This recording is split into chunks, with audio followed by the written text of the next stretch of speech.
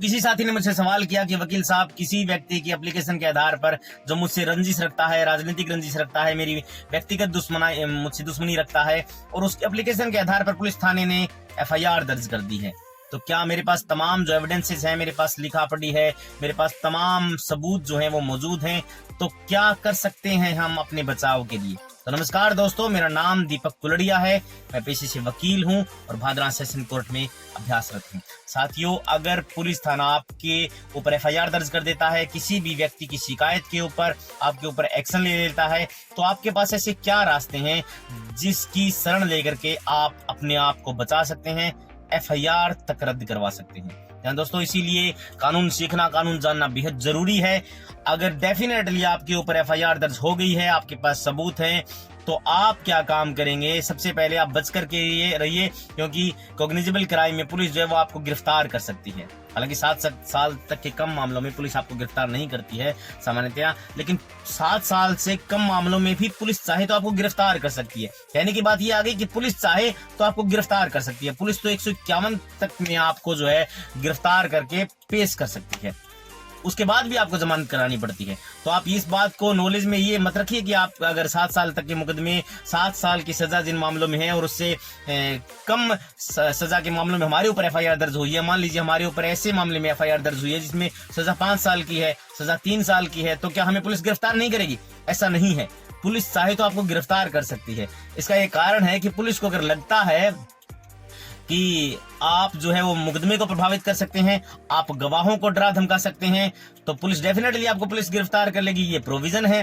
तो आप सचेत रहिए, आप पुलिस से थोड़ा अलग रहिए, बच करके रहिए। अगर आपके पास तमाम एविडेंसेस है, आप उसके बाद अपने बचाव के लिए या एफआईआर रद्द करवाने के लिए, अपनी समस्या को दूर करने के लिए पुलिस से आप अपना पीछा छुड़वाने के लिए क्या कर सकते हैं? इसके लिए आपको सर्टिफाइड कॉपी एफआईआर की लेनी होगी।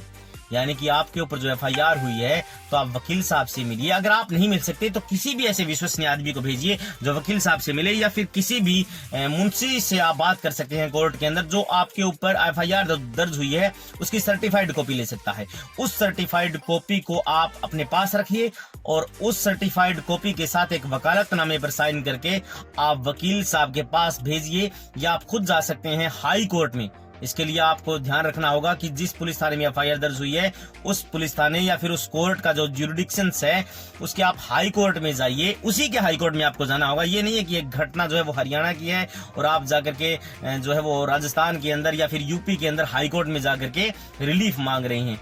तो इसके लिए आपको क्या करना होगा, जहां पर घटनाक्रम हुई है, पुलिस थाने में एफआईआर दर्ज हुई है, जो जहां का ज्यूरिडिक्शन है, आप उससे एफआईआर प्रति प्राप्त कर लीजिए।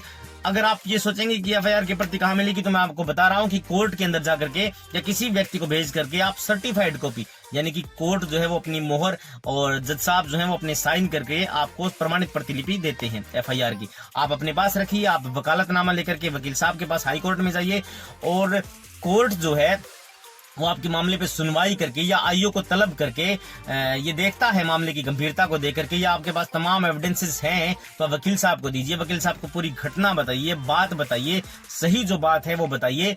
अगर कोर्ट को, हाई कोर्ट को ऐसा लगता है कि आपकी बात में दम है, आपकी बात जेन्युइन है, तो सीआरपीसी की धारा 482 में ये प्रोविजन है साथियों कि कोर्ट आपके ऊपर दर्ज एफआईआर को रद्द कर सकता है। जी हाँ दोस्तों, कोर्ट आपके ऊपर एफआईआर जो हुई है उसको खारिज कर सकता है, और खारिज अगर ना भी करे तो कोर्ट ये कह सकता है कुछ शर्तों के आधार पर कि आप प्रॉपर इन्वेस्टिगेशन कीजिए, आप इन्वेस्टिगेशन में साथ दीजिए, और आईओ को मुलजिम को गिरफ्तार ना करने के लिए भी पाबंद कर सकता है कोर्ट।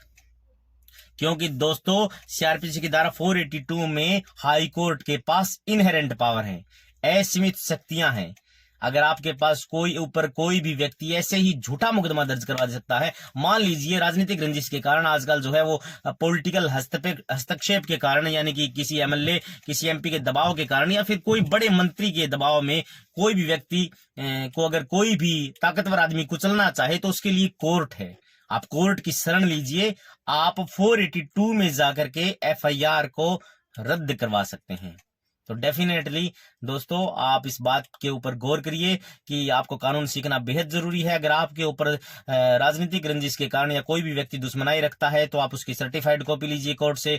आप कोर्ट से कॉपी लेकर के आप हाई कोर्ट में वकील साहब के पास जाइए और डेफिनेटली आप रिलीफ के लिए हाई कोर्ट से अपनी जमानत माफ करें, आप जो है वो FIR को रद्द करवाने तक की शक्ति भी आपके पास है।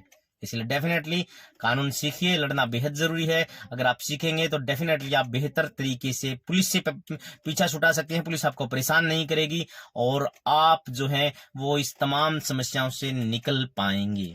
थैंक यू दोस्तों, आने वाली मेरी वीडियोस को देखने के लिए लाइक और सब्सक्राइब करें। Thank you.